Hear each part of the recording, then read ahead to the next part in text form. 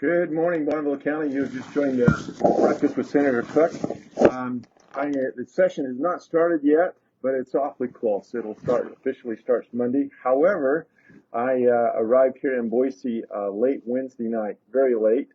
And the reason why is I'm on the Economic Outlook and Revenue Assessment Committee.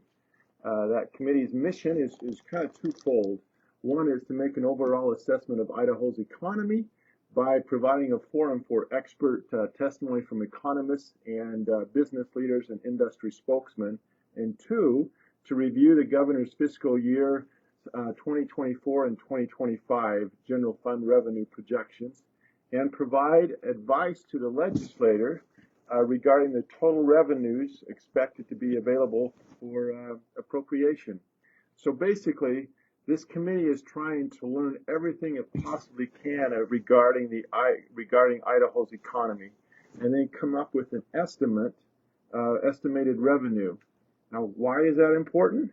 Well, supposedly before you set a budget, you're supposed to know what your income is and what your revenue is. And I know our federal government doesn't do that. They just set a budget, and they don't care about what our revenue is, and that's why we're so far in debt. But here at Idaho, we are constitutional, have to match the balance the budget, and so that's what this committee does. It comes up with the revenue, and then it gives that revenue decision to the JFAC. So we met all day Thursday and all day Friday, or half a day Friday. We had presentations from industry experts, economists, and other state agencies on the current and future economy. Friday, we listened to 3 independent forecasts from Idaho universities, the Associated Taxpayers of Idaho, and the Idaho State Commission. And then Monday, the homework for each member of this committee is to hand in their homework, which is their personal estimate of what they believe the revenue will be for the state of Idaho. And then Thursday, we will meet back as a committee again. And at that point, we'll review everybody's estimate, and we will vote on what we believe the revenue is for the state of Idaho. And once the committee has decided on that, then we will present that to the JFAC committee, the Joint Finance Appropriations Committee, and they will vote on whether they accept it or not, or whether they do something different. But the idea, again, is figure out what your income is, and then base your budget on that. And that's kind of what we're trying to do with this committee. If you're interested, there were some really, really good presentations, and I'll tell you, if you're interested in hearing that, go to the handouts, the recordings of the committee meetings. They can be found on the legislative website under Joint Standing Committees, and then it's called the EORAC. We call it EORAC. Is the name of the committee, but you can go there and look at it and listen to it. It's all online, and it's very interesting if you're into economics. I also attended the Lieutenant Governor's Luncheon Friday, where Lieutenant Governor Scott Betke spoke. He nailed it. He knocked it out of the park. Did a great job. And then part of Thursday and part of Friday, I visited with several agencies, including members of the governor's office, to talk about budgets.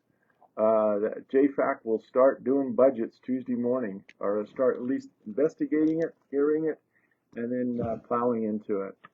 I spent several hours working and talking with several really, really smart people about my PBM bill.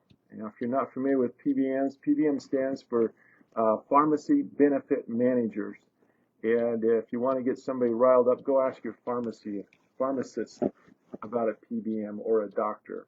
What these PBMs are, they're basically a monopoly. They stand between the drug maker and your pharmacist, and also between your insurance handler. And they are making bazillions of dollars. These PBMs, they're a monopoly. And so this bill is to trying to make a little more transparency of what's going on there and stop some of those practices. The governor's ball is tonight. There'll be lots of eating and dancing and socializing, and if you can make it, come. It'll be a little bit of a trip for you, but it'll be worth it. It'll be fun. If you have a tux, wear it. If you don't have a tux, that's fine. You'll have people there with a jacket and Levi's and cowboy boots, and then you'll have some with the very, very nice gowns and tuxes and so forth. But it'd be good to come if you can. And then, of course, Monday we'll hear from the governor around noon. So the governor's State of the State it will be Monday around noon. Clear your schedule, and if you can attend it live, great. If you can't, that's fine. You can listen to it live on different channels or websites. Go find out what the governor has planned or hoping for the next year. What he does, he basically comes out with his budget, and then he gives it to us, and we try to work it. But our JFAC co-chairs are doing something a little bit different, which we have a very awesome representative from Idaho Falls, Representative Wendy Horman from Ammon, and she is the co-chair of the JFAC committee, and so she's worked really close with Senator Scott Groh to change a few things and to start with a base budget and make sure we have money for some of the things that the legislators want to do instead of just saying, oh, here's what the governor wants to do, let's just do that. So they've really done some hard work over the summer to make some good changes. I'm excited to see how it works.